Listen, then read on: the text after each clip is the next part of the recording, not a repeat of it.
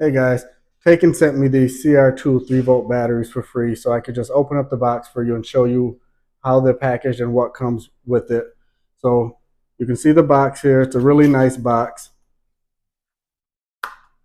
You open it up, it just has a flip top like that. So and when I say it's a really nice box, what I mean is I don't know if you're like me and you have a drawer full of batteries, but I tend to take my loose batteries when they come in just like the really loose packages, drop them in a drawer, and then I seem to never be able to find them when I need it. So saying that this comes in a really nice box is me saying how I'm going to use these.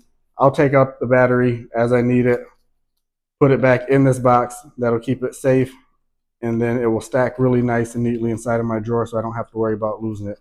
But anyway, so there's the box.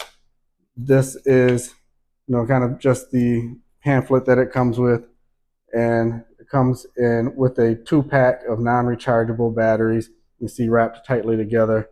So, if whatever your device you're using needs these, I definitely recommend Taken. They are a good brand, and I've worked with them on other batteries and used their batteries for other things, and I really like the quality of the company and the products.